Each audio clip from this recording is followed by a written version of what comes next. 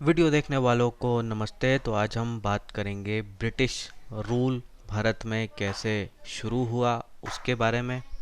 अब ये बात तो वैसे काफ़ी पुरानी है, लेकिन आज भी हमारे बहुत काम की हो सकती है, हमारी पर्सनल लाइफ में काम आ सकती है। भारत की राजनीति को हम कैसे बेहतर कर सकते हैं उसको समझने में काम में आ सकती है। तो कोई भी देश अगर गुलाम बन रहा है तो उसके पीछे कुछ कारण होते हैं और कुछ कमज़ोरियाँ होती हैं, उसको भी जो है हम ठीक से समझ पाएंगे। तो भारत में जो है ब्रिटिश रूल की शुरुआत जो है वो तब होती है जब पुर्तगाली जो है यहाँ पे आते हैं। तो पहला फॉरेन का कोई आया था यहाँ पे, अगर हम बात करें मॉडर्न हिस्ट्री के पीरियड से, तो पहले सबसे पहले आए थे पोर्चुगीज़। अब ये क्यों आए इसको समझते हैं कि कोई तो कारण होगा जो यहाँ पे चले आए। ऐसा तो होगा नहीं कि किसी दिन मन हुआ और नाश्ता किया और मन हुआ और आ गए कि चलो भारत चलते हैं। कारण था, कारण ये था कि इजिप्ट और पर्शिया यानी कि ईरान में यहाँ पे अरब का डोमिनेंस हो चुका था कम्प्लीटली। 1453 में तुर्कों ने जो है कॉन्स्टेंटिनोपल पे कब्जा कर लिया। अब ये एक ऐसी जगह है जो कि यूरोप और एशिया को कनेक्ट करता है। तो इसके कारण क्या हुआ कि भारत और यूरोप के बीच का जो सीधा कनेक्शन था वो ब्लॉक हो गया। अब ये कनेक्शन ब्लॉक होना ही इम्पोर्टेंट कारण है कि क्यों जो है ये विदेशी भारत में आए हमला करने, कब्जा करने। क्योंकि जो भारत और यूरोप के बीच का जो रास्ता था, जो लैंड रूट था, वो अरब के लोगों ने ब्लॉक कर दिया। तो अब स्थिति क्या हो गई कि कोई भी ट्रेड भारत और यूरोप के बीच अब सीधा नहीं हो पा रहा था।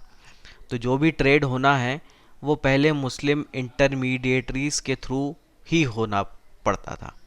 तो पहले क्या होता था, यूरोप के लोग सीधे आते थे, भारत में व्यापार करते थे। अब वो सीधा नहीं कर पाते, उनको क्या करना पड़ता था, उनको मुस्लिम व्यापारियों से खरीदना पड़ता था, फिर जाके वो यूरोप में बेच पाते थे।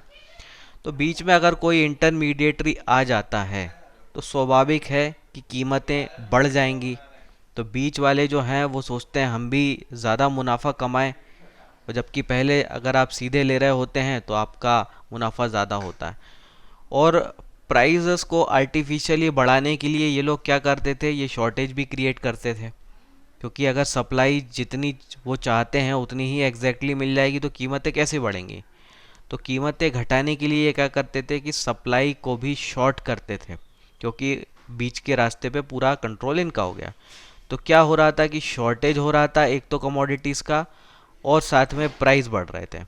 तो जितनी भी भारतीय कमोडिटीज़ जो कि यूरोप में जाती थी, जैसे कि मसाले, सिल्क वगैरह, इनके भाव जो है आसमान छूने लगे, क्योंकि शॉर्टेज हो रहा था और प्राइस बढ़ता जा रहा था। और बढ़ किन के कारण रहा था, ये बीच के जो मुस्लिम इंटरमीडिएटरीज हैं उनके कारण ऐसा हो रहा था। अब ज़रा मैप में देखिए, इस चीज़ को और बेहतर तरीके से समझते हैं। तो ये वाला जो एरिया है, यहाँ पे तुर्की का कब्ज़ा हो गया। इधर वाले एरिए पे जो है वैसे ही अरब वाले लोग थे। तो जो व्यापार होता था भारत का वो इसी रास्ते के थ्रू होता था, भारत और यूरोप के बीच। अब इस रास्ते पे इनका पूरी तरह से कब्जा हो गया, कंट्रोल हो गया। तो सीधा ट्रेड जो है यूरोप के देशों के साथ भारत का नहीं हो पा रहा था। और भारत की तो कोई अटकी पड़ी है नहीं, क्योंकि उनका सामान तो अरब वाले खरीद रहे हैं, पैसा हमारा आ ही रहा है। नुकसान किसका हो रहा था, नुकसान हो रहा था सिर्फ यूरोप वालों का। और ये बीच के तुर्की वाले, अब अरब लोग जो हैं वो कमा रहे थे भर भर के पैसा इस चीज़ से। तो एक का नुकसान एक का फ़ायदा हो रहा था, भारत का कोई असर नहीं हो रहा था। तो हमारी तरफ से कोई टेंशन नहीं थी। पूरा टेंशन जो किसकी थी, वो यूरोप वालों के लिए थी। अब क्या हो रहा था कि यूरोप के बिजनेसमैन का भारी लॉस हो रहा था इस सब के कारण। और अरब के लोग जो हैं उनका मार्केट शेयर बढ़ता जा रहा था, मुनाफा बढ़ता जा रहा था, और इनका डोमिनेंस भी बढ़ता है। मुनाफा बढ़ता है तो पैसा बढ़ता है, पैसा बढ़ता है तो फिर सैन्य ताकत भी ज़्यादा होने लगती है, और फिर जो है डोमिनेंस होने लगता है। यूरोप में वैसे ही ईसाइयों और मुसलमानों की भयंकर जो है लड़ाई चल रही थी, वहाँ पे एक्सपेंशन की, क्रूसेड वगैरह जो है वो सारी चीज़ें चली रही थी। और इस दौरान क्या होता है कि दो ऐसे देश थे जिन्होंने एडवांस नेविगेशन टेक्नोलॉजी डेवलप कर ली। एक था पुर्तगाल, दूसरा था स्पेन। और साथ में अच्छी खासी शिप बिल्डिंग टेक्निक भी इन्होंने बना ली। मल्टी डेक जो शिप होते थे वो बनाना इन्होंने सीख लिया। तो ये दो ऐसे देश थे जिनके पास वो टेक्नोलॉजी आ गई थी कि हम समुद्र के रास्ते जो है कैसे आना है कैसे जाना है वो हम उसको मैप कर सकते थे। वो टेक्निक जो है इन लोगों ने बना ली। अब क्या हुआ, जब इनको पता चला कि इनके पास जो है ऐसी टेक्निक है, तो हम जो है भारत की तरफ जाने का एक सी रूट खोजते हैं, क्योंकि लैंड रूट तो इन मुस्लिम इंटरमीडिएटरीज ने ब्लॉक कर दिया है। तो हमें चाहिए क्या, एक सी रूट। तो यूरोप के जो बिजनेसमैन हैं वो इनकी फंडिंग करते हैं, साथ में चर्च से भी फंडिंग होती है। चर्च से क्यों होती है, चर्च के भी कुछ अपने इंटरेस्ट रहते हैं, क्योंकि जो बिजनेसमैन कमाता है कुछ हिस्सा इधर भी आता रहता है, कुछ टैक्स के रूप में, कुछ दान के रूप में, तो ये भी पैसा बनाते हैं उससे। और जो है इनका एक एम ये रहता है कि क्रिश्चियनिटी को हमें फैलाना है पूरी दुनिया भर में। तो इनके भी उद्देश्य जो है इससे पूरे हो रहे थे। तो यूरोप और चर्च ने जो है इनकी फंडिंग की, किस लिए, कि आप जाएं और भारत की तरफ जो है एक सी रूट की खोज करें, एक समुद्री मार्ग जो है खोजें जहां से जो है हम भारत की तरफ जा सकें। हमें जो है लैंड वाले रूट से अब नहीं जाना जहां पे अरब का डोमिनेंस है। तो पोप निकोलस फाइव, जो कि पांचवें पोप थे, पोप निकोलस, ये क्या करते हैं, पुर्तगाल के राजा किंग हेनरी, जिनका निकनेम था हेनरी द नेविगेटर, क्योंकि उनको समुद्र में घूमना फिरना बड़ा पसंद था। तो हेनरी द नेविगेटर को जो है ये आशीर्वाद देते हुए जो है एक ऑर्डर देते हुए या फरमान देते हुए जो कहते हैं कि आप जो है क्रिश्चियनिटी को स्प्रेड करने के लिए भारत की तरफ जाइए, पूरी दुनिया की तरफ जाइए और इस्लामिक लोगों से लड़िए, तो फाइट द इस्लामिक इन्फ्लुएंस। तो देखिए यहाँ पे दो चीज़ें हैं, चर्च का उद्देश्य अलग है, इनका उद्देश्य अलग है, लेकिन जो टॉप का क्लास होता है, टॉप का जो ब्रेन होता है, उसको पता है कि रिलीजन का कैसे इस्तेमाल करना होता है। तो जो एरिस्टोक्रेसी होती है उसके लिए religion is a tool to rule, तो उस टूल का जो है वो इस्तेमाल करना बखूबी जानते हैं। तो यहाँ पे ये क्या करते हैं, इस्लाम को अपना दुश्मन डिक्लेयर करते हैं और क्रिश्चियनिटी को स्प्रेड करना है, ऐसे उद्देश्य के साथ जो है पोप जो है इनको बोलते हैं, आशीर्वाद देते हैं कि जाइए। और दूसरा जो है बिजनेस इंटरेस्ट अलग थे, तो दोनों ही इंटरेस्ट को कंबाइन करके जो है ये यहाँ पे एक्सपेडिशन के लिए निकल पड़ते हैं। और निकलने से पहले जो है एक संधि होती है 1497 में, जिसको बोलते हैं ट्रीटी ऑफ टोरसिलास, ट्रीटी ऑफ टोरसिलास। ये ट्रीटी जो है होती है, ये होती है पुर्तगाली और स्पेन के बीच में। अब ये जो है एक लाइन बनाते हैं वर्ल्ड मैप पे, जहाँ जहाँ पे नॉन क्रिश्चियन लोग रहते हैं, और इसको आधा आधा बांट लेते हैं। और इस लाइन के ईस्ट में जो है वहाँ पे पुर्तगाल जाएगा, और ईस्ट के उस तरफ यानी वेस्ट की तरफ जो है कौन जाएगा, वो स्पेन जाएगा। तो ऐसी जो है वो संधि अपनी कर लेते हैं। तो पुर्तगाल जो है क्या करेगा, वो उसका पूरी तरफ क्लेम रहेगा लाइन के ईस्ट साइड में, और जो स्पेन है उसका पूरा क्लेम रहेगा वेस्ट साइड में। तो ये जो है दोनों के बीच संधि होती है, जिसको हम ये वाली संधि का नाम देते हैं, 1497 में ये हुई थी। मैप में देखें तो मैप में देख के आप समझ जाएंगे कि ट्रीटी किस तरह की है। तो यहाँ पे जो लाइन बनाई इन्होंने, इस लाइन के उस तरफ जो है पुर्तगालियों का रहेगा सब कुछ, उनका जो है अधिकार रहेगा, और इसके इस तरफ जो है स्पेन का रहेगा। तो यहाँ अगर आप उस समय तक देखें तो अमेरिका, कनाडा जो या साउथ अमेरिका के देश हैं, अर्जेंटीना, ब्राज़ील वगैरह, इन किसी भी देश की जो है इनका जो मुख्य धर्म है वो क्रिश्चियनिटी नहीं था। तो ये लोग जो है यहाँ पे जाते हैं, क्रिश्चियनिटी जो है फैलाते हैं। वैसा ही पुर्तगालियों ने इस तरफ जाके किया।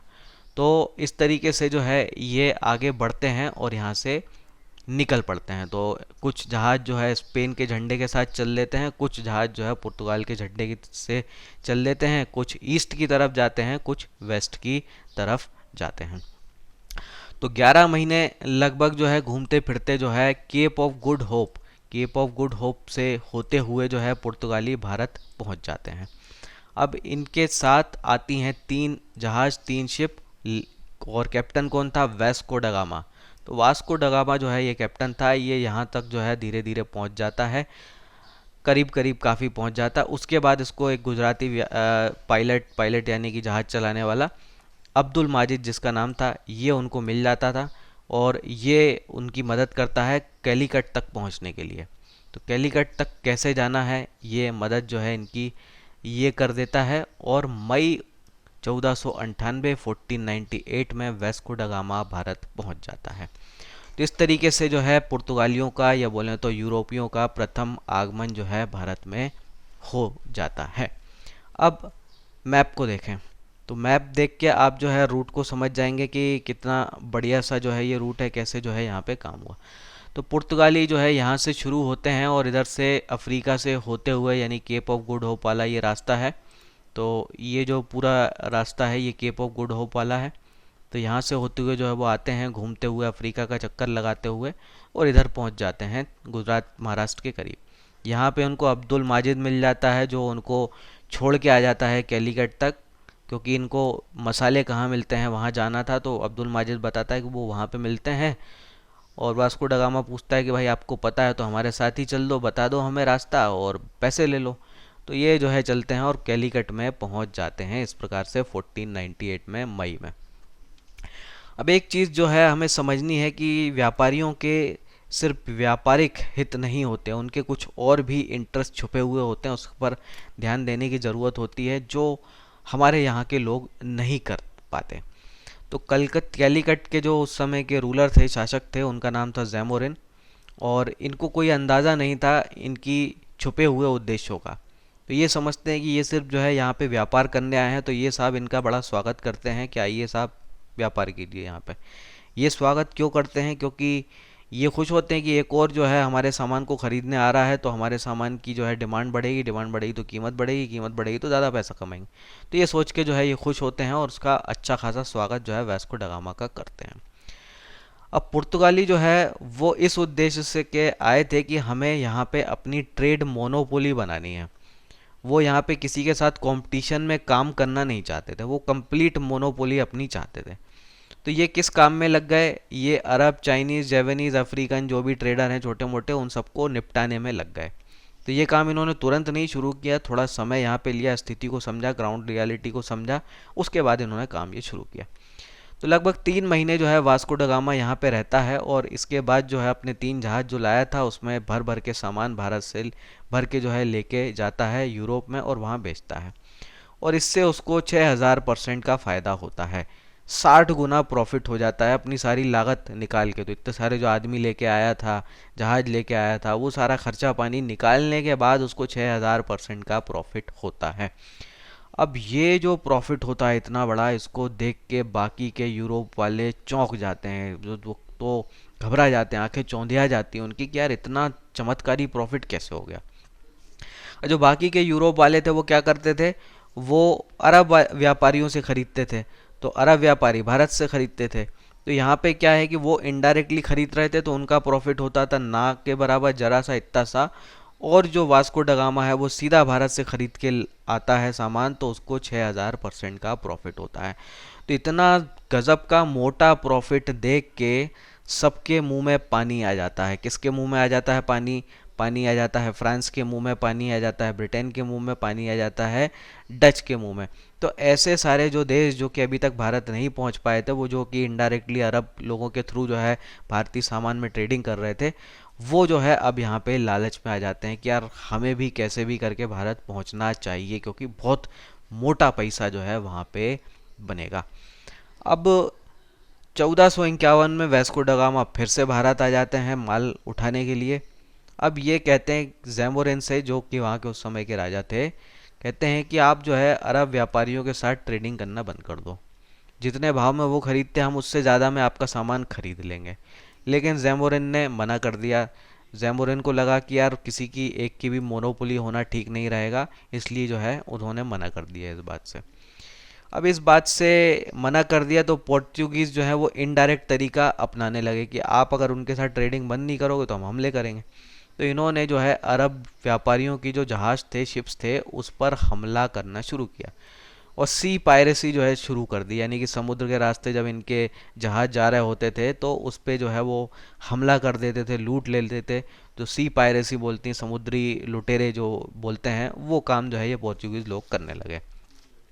साथ में इन्होंने जो है क्या किया, कैलीकट में जो है फैक्ट्री बना ली, कैनोर में बना ली, कोचिन में जो है अपनी फैक्ट्री यहाँ पे बना ली।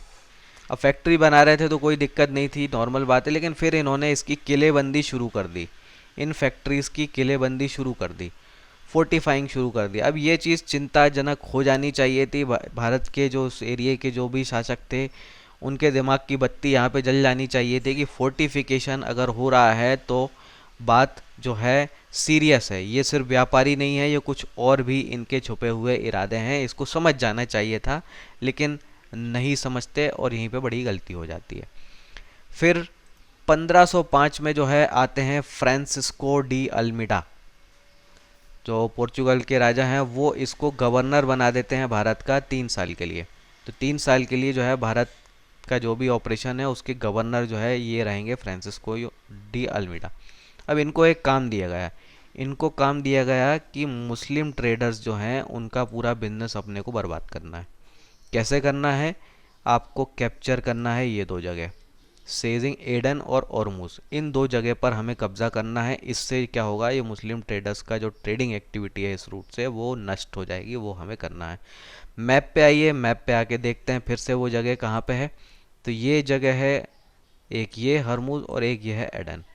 तो यहाँ से ही जो है जो अरब ट्रेडर्स हैं यहाँ से जो है आते थे भारत में, जो है यहाँ से सामान खरीदते थे, मसाले वसाले खरीदते थे, फिर यहाँ से जो है वो यूरोप के व्यापारियों को बेच देते थे अपना बीच का कमीशन लेके। तो अब ये पुर्तगाली क्या चाहते थे कि अगर हम इनको निपटा दें, ये दोनों जगह पर अगर हम कब्जा कर लें तो यहाँ का पूरी ट्रेडिंग रूट जो है हमारे हो जाएंगे, फिर जो यूरोप में सामान बिकेगा वो हमारे थ्रू ही बिकेगा पूरा का पूरा, तो इनकी फिर नहीं चल पाएगी। तो ऐसी सोच के साथ जो है वो आते हैं और इन दोनों जगह पे कब्ज़ा कर लेते हैं। तो पहले अटेम्प्ट में फेल हो जाते हैं, बाद में जो है वो सफल हो जाते हैं। फ्रांसिस्को डी अल्मीडा का बेटा भी मारा जाता है, लेकिन बाद में वो कर लेते हैं इन पे कब्ज़ा। फिर अगला गवर्नर आता है अल्फांसो डी अल्बुर्क। अब इसको भारत का एक आम बड़ा पसंद आ जाता है और इसके उस आम का नाम ही जो है वो अपने ऊपर रख लेता है, अल्फांसो आम। तो आपने जो नाम सुना होगा इस आम का, तो ये असल में इसी के ऊपर है। तो यही वो व्यक्ति है जिसने पोर्चुगीज़ पावर को की स्थापना जो है वो भारत में की। तो यहाँ पे एक्चुअल में ज़मीन पे कब्ज़ा करना, अपना प्रॉपर सेटअप बनाना, वो काम जो है यहाँ से शुरू हो जाता है। तो ये एक और चीज़ क्या करता है कि जो दूसरे एरिया के व्यापारी हैं, जो जहाज हैं, उनको परमिट देना शुरू कर देता है। यानी कि अगर आपको यहाँ से ट्रेड करना है, यहाँ से निकलना है, तो हमें पैसा देना पड़ेगा, पैसा दोगे हम परमिट देंगे, तब जाके आप ट्रेड कर पाओगे। अदरवाइज़ अगर ऐसे ही जाओगे तो हमारी जो शिप हैं वो आप पर अटैक करेंगे, समुद्री लुटेरे जो हैं वो लूट लेंगे। तो परमिट देने का काम शुरू किया और यहाँ से एक extra source of income develop किया। साथ में इसने जो है जो भी शिप बिल्डिंग सेंटर थे, जहाँ पे भी बड़े बड़े जहाज बनाए जाते थे, उन पे भी कंट्रोल कर लिया ताकि कोई और जो है डोमिनेंस किसी का ना रह जाए। साथ में जो है ये सुल्तान, बीजापुर के जो सुल्तान थे उनको हरा देते हैं 1510 में और गोवा पर कब्ज़ा कर लेते हैं। गोवा पर जो है इनका यहाँ पे कब्ज़ा हो जाता है। तो ये यहाँ से खेल अब बदल जाता है। तो पहले वो सिर्फ ट्रेडर थे, अब ट्रेडर से वो इन्वेडर बन जाते हैं। शुरुआत में इनके निशाने पर मुस्लिम ही थे, तो यहाँ पे प्रोसिक्यूशन ऑफ मुस्लिम स्टार्ट हो जाता है, उनको ज़बरदस्ती कन्वर्ट करना, मारना, ये काम जो है शुरू इनका हो जाता है। हिंदू लोग जो थे वो इस समय सीरियसली उनको नहीं ले रहे थे, क्योंकि उन पर कोई अटैक विशेष नहीं हो रहा था। तो वो जो है उस चीज़ को हो रहे थे तो आग बंद करे बैठे थे, लेकिन वो इस चीज़ को भूल गए थे कि जब पड़ोस में आग लगती है तो वो आग अपने घर में भी आ सकती है, तो उसको जो है वो इग्नोर कर रहे थे। अब साथ में जो है ये मैरिज अलाइंस वाली पॉलिसी वो शुरू करते हैं।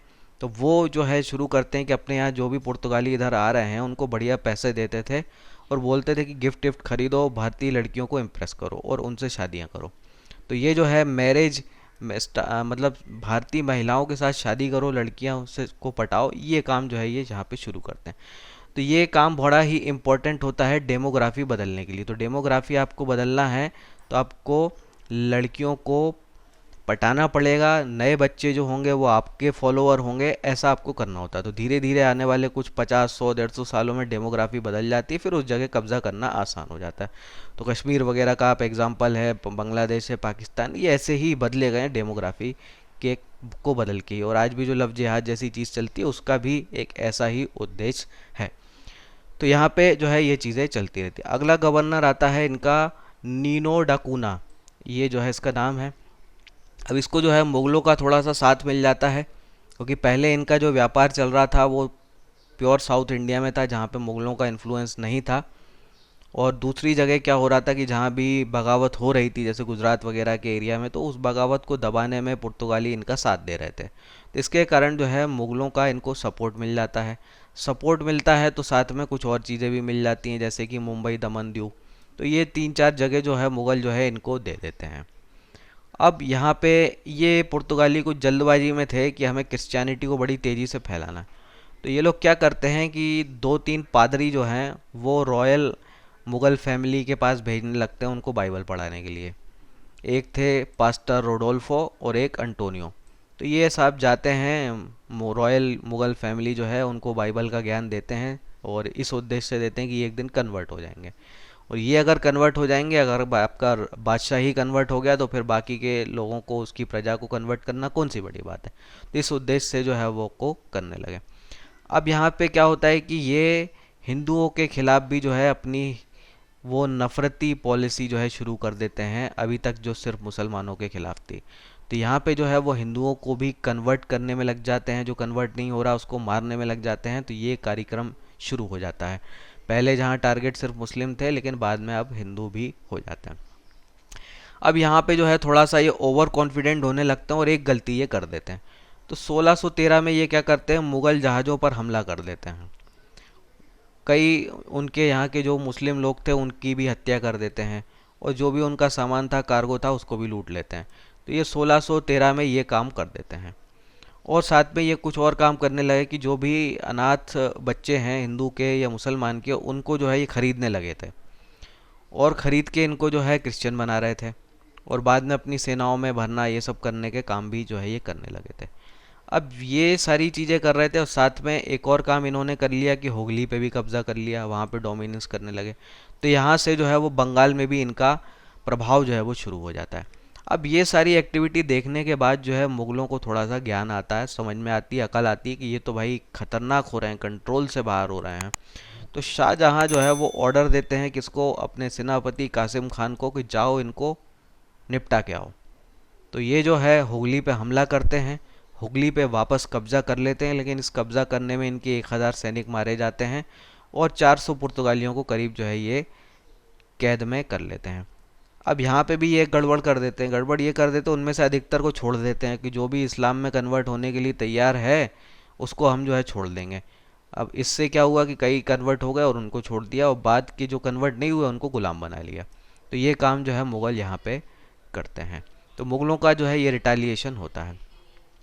अब चीज़ें और बदल जाती हैं। अब ये बदलाव आ जाता है क्योंकि जो नेविगेशन टेक्नोलॉजी है जिसके थ्रू जो है भारत की तरफ समुद्री मार्ग इन पुर्तगालियों ने ढूंढा था, इसके बारे में पता जो है फ्रांस, डच और ब्रिटेन को भी लग जाता है। उनको भी समझ में आ गया कि सी रूट जो है कैसे ढूंढा जाता है, कैसे जो है कहीं तक पहुंचा जाता है, कैसे जो है समुद्र में मार्किंग, मैपिंग की जाती है, वो सारी चीज़ें ये भी सीख गए।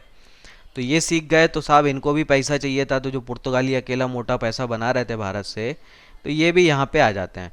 तो ये डच, इंग्लिश, फ्रांस जो है ये भी भारत पे आ जाते हैं व्यापार करने, पैसा कमाने और बाद में कब्जा करने। अब इनके आने से क्या होता है कि कंपटीशन बढ़ जाता है। तो पहले अकेले पुर्तगालियों का चल रहा था, अब यहाँ पे 3-4 कॉम्पिटिटर और आ जाते हैं। और पुर्तगालियों ने जो गलती की थी वो ये कि इनकी रिलीजियस पॉलिसी बड़ी खतरनाक थी। तो ये तुरंत ही लोगों को कन्वर्ट करने में लग गए थे। तो इसके कारण क्या होता है कि इन्होंने बहुत सारे दुश्मन अपने बना लिए थे। तो मुग़ल अब इनके दुश्मन बन गए थे, मराठा अब इनके दुश्मन बन गए थे, जो भी लोकल शासक थे वो भी इनके दुश्मन बन गए थे। तो अब चीज़ें जो है पुर्तगालियों के लिए कठिन होने लगी थी, बहुत सारे इनके दुश्मन हो गए थे, कंपटीशन में। तो फिर इन्होंने सोचा कि अब भारत को छोड़ो, जाने दो, अब हम फोकस करेंगे ब्राज़ील पे। तो ब्राज़ील की तरफ जो है यहाँ पे जो है इनका ध्यान जाता है और यहाँ पे फोकस करने के लिए चल देते हैं। अब देखिए भारत में कौन कौन आए थे उनकी हमने बात की, डच भी आए, फ्रांस भी आए, ब्रिटेन में आए। अब इसमें से धीरे धीरे करके सारी पार्टियां बाहर हो जाती हैं और अंत में ब्रिटेन बचता है। वो कैसे होता है, तो पुर्तगालियों का हमने देखा कि अब वो जो है कंपटीशन देख के, दुश्मनी बढ़ते हुए देख के वो छोड़ देते हैं, समझ में आ जाता है कि अब और एक्सपेंशन करना पॉसिबल नहीं होगा। तो 1667 में ब्रिटेन और डच जो है आपस में संधि कर लेते हैं, सेटिंग कर लेते हैं। ब्रिटेन इस बात के लिए तैयार हो जाता है कि इंडोनेशिया हम छोड़ देंगे, वहाँ पे जो है हम कुछ दखल नहीं देंगे, वो पूरा आपका। और बदले में डच जो है तैयार हो जाते हैं कि हम भारत में दखल नहीं देंगे, वो आप संभालो। इस तरीके से जो है ये हो जाता है, और यहाँ से डच जो है वो भारत छोड़ के चले जाते हैं। तो देखिए दो चीज़ें हो गई, एक यहाँ से डच गया। अब कंप्लीटली पोर्चुगीज़ को न्यूट्रलाइज करना है तो वो ब्रिटेन कर लेता है। वो कैसे करता है, वो शादी करके कर लेता है।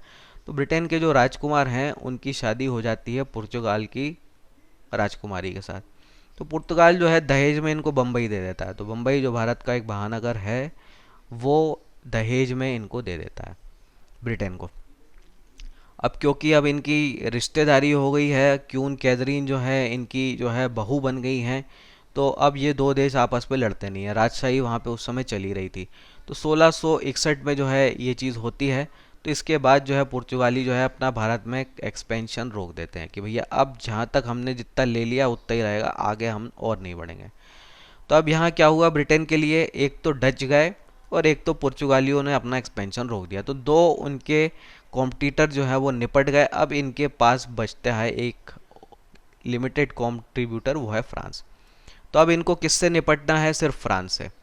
तो फ्रांस से ये कैसे निपटे उसके बारे में हम अगले वीडियो में बात करेंगे कि कैसे जो है फ्रांस को भी निपटा के जो है ब्रिटेन जो है अगला जो है इकलौता बचता है, और फिर कैसे जो है वो भारत पे कब्जा करना शुरू करता है।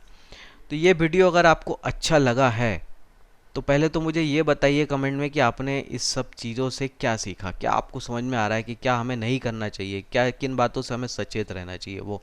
और आप अगर चाहते हैं कि ये वीडियो सीरीज़ कंटिन्यू रहे तो लाइक शेयर कर दीजिए और कमेंट में बताइए कि आपको अच्छा लगा है और नेक्स्ट वीडियो आप जल्द से जल्द देखना चाहते हैं। तो फिर मिलेंगे हम। जय हिंद।